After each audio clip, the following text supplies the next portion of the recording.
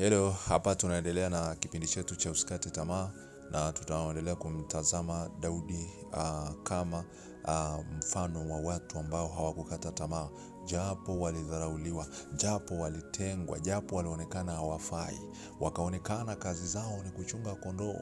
Nadhani mnajua ukiwa wewe ndo mchunga kondoo, wengine wanafanya vitu vya maana huko, wewe ni mchunga kondoo tu. Ungekata tamaa na kusema kwa nini mimi sithaminiki? Lakini Daudi yeye, wakati huo wana wa Israeli walikuwa wakipigana pamoja na Wafilisti.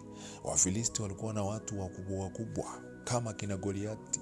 Wakati wanapigana, wakaona wanashindwa kupigana. Akaja Daudi. Daudi alivyokuja hakuja peke yake, alikuja kwa jina na damu ya Yesu. Ulikuwa na mtu mkubwa huyo Goliati, unaambiwa ni balaa. Goliati unaambiwa nguo zake kuzivaa ni Goliati unaambiwa tu mkono mmoja ni mkubwa vibaya mno. Ni kama mtu na churu, mtoto wa kuku. Wewe na mtoto wa kuku mnapigana nini hapo? Si unakanyaga tu unaua. Lakini Goliati alikuwa anakuja kwa mapanga, na upanga wa Goliati ukisoma ulikuwa mzito, wewe hata hawezi kubeba, Daudi hawezi kubeba. Umeelewa?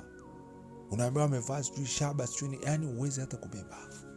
Lakini Daudi wakati Goliati anakuja, walikuwa wamesema Goliati anawatukana wana wa Israeli. Daudi akasema sikubali, kwa nini unatukana wana wa Israeli? Mimi nitapambana kwa ajili yenu. Na Daudi akajitoa, akasema sitakata tamaa, mimi nitaendelea mbele. Ametoka kwenye kuchunga kondoo, amekuja kwenye vita ambavyo wao wengine walikuwa wanaonekana wanafaa, watu mashuhuri wa vita, walishindwa. Lakini Goliati aliyekuwa akitukana wana wa Israeli, akitukana ndugu zake na kina Daudi. Basi Daudi akaja pale, Goliati akiwa anaendelea na matusi yake, akasema aje mtu mmoja atakayeweza kupigana na mimi. Akatokea Daudi amebeba kombeo lake pamoja na mawe yake 5. Akaja mbele akiwa na simu yake ndogo tu hapa, kama kisu tu. Kumbuka upanga tu wa Goliati ukikuangukia tu umekufa. Sasa sio kukukata.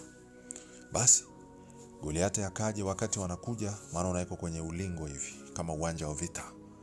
Goliati akaja kwa marungu na mapanga. Akaja kwa hasira kali, akiwa anataka kumuua Daudi ili adhihirishe kwamba yeye ni mwanaume. Basi Daudi baada ya pale akamwambia Goliati, wewe unanijia kwa upanga na marungu, lakini mimi ninakujia kwa jina la Yesu. Leo Goliati katika maisha yetu ni hiyo ndoa inayokutesa. Leo Goliati katika maisha leo ni huo ugonjwa unaokusumbua. Ni huyo mtoto ambaye anakusumbua. Ni hayo maisha ambayo unaona ni magumu, unatamani ukate tamaa. Goliati huyo amekuja kama alivyokuja, amekuja kukutesa. Lakini mwambie mimi nakuja kwa jina la Yesu. Na mimi nakutabiria kupitia mamlaka ya jina la Yesu tuliopewa katika Luka 10:19 ya kwamba Goliati wako leo unapomwendea kwa jina la Yesu, utamwangusha kwa damu ya Yesu. Sema amina. Baada ya pale Daudi akachukua kombeo na jiwe moja dogo, akarusha kwa jina la Yesu, akarusha kwa damu ya Yesu. Baada ya pale Goliati alianguka. Goliati alivyoanguka chini, akamkata kichwa. Nami leo nakuambia kwa jina la Yesu, maadui zako watafedheshwa, maadui zako watatiwa upofu, maadui zako watapigwa na Bwana. Bila sema vita si vyako, vita ni vya Bwana.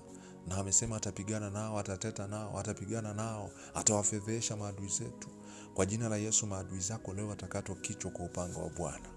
Goliati akakatwa kichwa. Baada ya pale Daudi akapakwa mafuta akawa mfalme. Unaona, Daudi alikuwa mchunga kondoo, hakukata tamaa, aliendelea mbele, akaendelea mbele. Never give up my friend. Alivyoendelea mbele, mwisho wa siku, mtu ambaye hakati tamaa katika jambo lolote, Mungu anakuja kufanya mlango. Biblia inasema Mungu atafanya njia pasipokuwa na njia. Kama alitembea juu ya maji, ni jambo gani asiloliweza? Biblia inasema, je, ni jambo gani gumu mimi nisiloliweza? Goliati wako leo ni hiyo shida inayokupitia hapo. Ni hayo matatizo unayoyapata. Lakini kwa nini unataka kukata tamaa? Usikate tamaa, muangushe kwanza Goliati, ndipo utakuwa mfalme katika hilo eneo. Mahali kokote utakapokanyaga umepata wala. Vita si vyako, ni vya Bwana. Bwana, mimi naitwa Mr. Blessings na huyo alikuwa ni Daudi. Kama ulivyosikiliza habari hizi za Daudi zikutie moyo, ndugu yangu, rafiki yangu, usikate tamaa, usirudi nyuma. Hakikisha unapigana vita vyako. Vita vyetu si juu ya damu na nyama, ni juu ya pepo wabaya na wale wanaotutamkia mabaya. Futa kila maneno mabaya. Uomba jina lililo jema ili Mungu akubariki uingiapo na utokapo. Na mimi naitwa Mr. Blessings. God bless you so much. Na hii ilikuwa ni sehemu ya pili, tunamwongelea Daudi kama mfano wa mtu ambaye hakukata tamaa. I love you.